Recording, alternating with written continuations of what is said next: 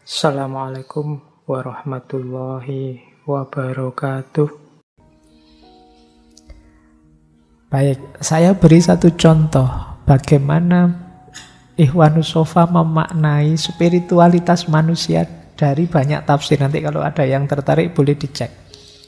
Cuma tidak saya tulis ayatnya, saya bunyi ayatnya.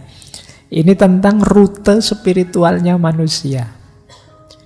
Jadi kata Ikhwanus Shafa, perjalanan spiritual manusia itu melalui 4 tahap. Dimulai dari saat dia balik dan puncaknya umur 50 tahun ke atas. Nah, usia 15 sampai sekitar usia 25, ini kata mereka itu fase al-abror war-ruhama. Abror itu orang-orang baik, ruhama itu orang-orang penuh kasih sayang. Nah, usia kalian mungkin di ini, di nomor 1 ini. Kecuali ada yang lebih tua. 15 sampai 25 ya ini. Kalau saya sudah ke bawah usianya.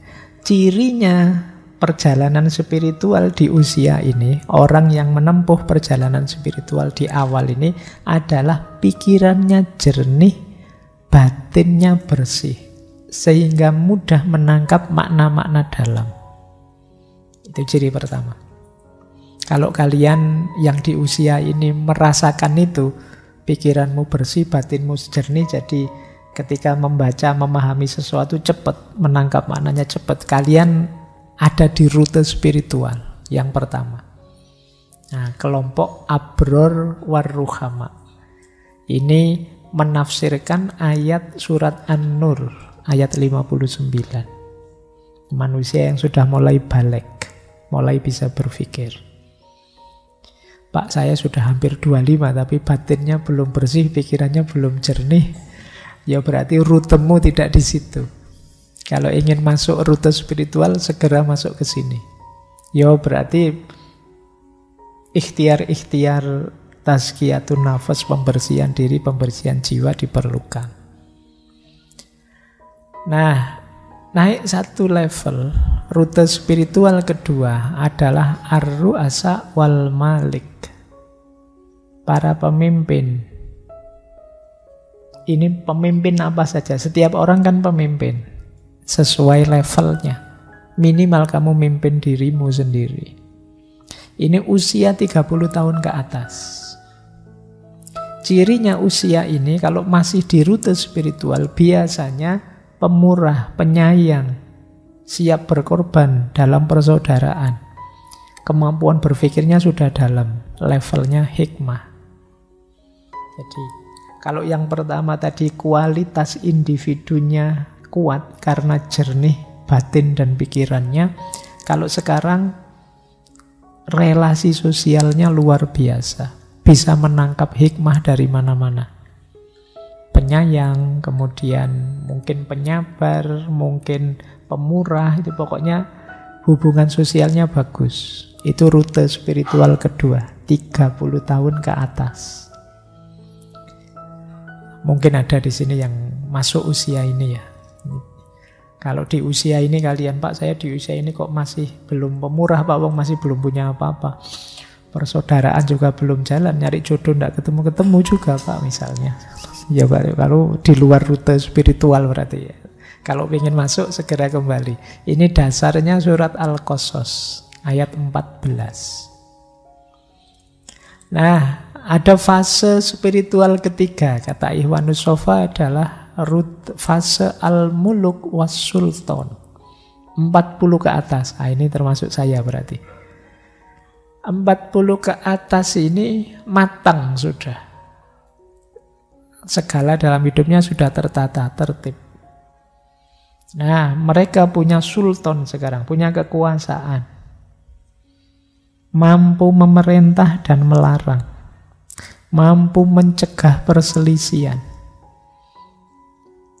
Mampu menetralisir pertentangan dengan cara lemah lembut, dengan cara penuh kasih sayang.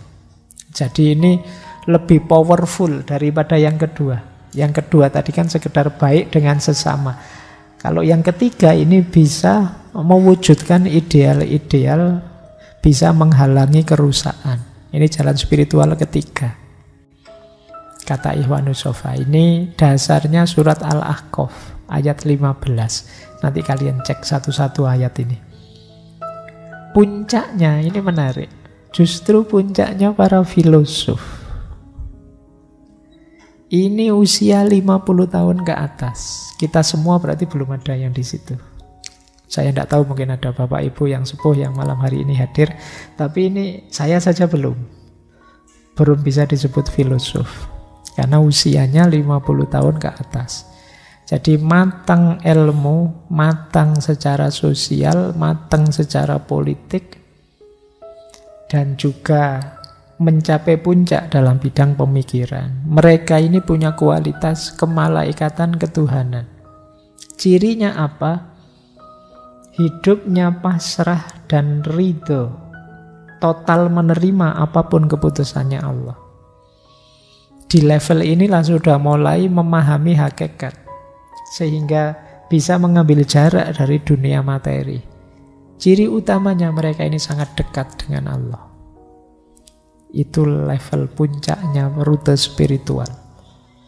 Ayat yang ditafsirkan apa? Al-Fajr 27-28. Kalau ini saya hafal. Ya ayyatuhan nafsul mutmainnah. Ya, sing gampang-gampang hafal. Saatnya kita kembali rodiyata mardiyah. Kita ridho pada apapun ketetapannya Allah, dan Allah ridho pada kita. Ya ini boleh setuju, boleh tidak. Tapi kan ini cara mereka nafsir seperti ini.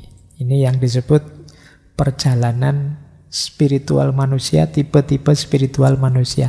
Pak, saya kalau usia sih sudah waktunya muluk wasulton, tapi ternyata saya masih seperti ABG Pak 1525 itu, masih berjuang di situ. Ya enggak apa-apa.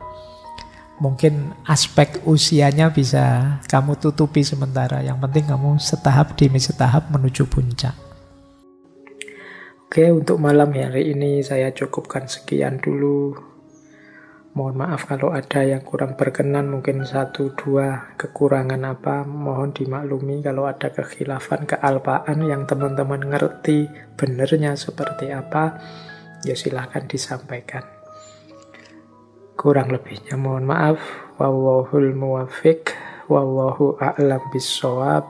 Wassalamualaikum warahmatullahi wabarakatuh.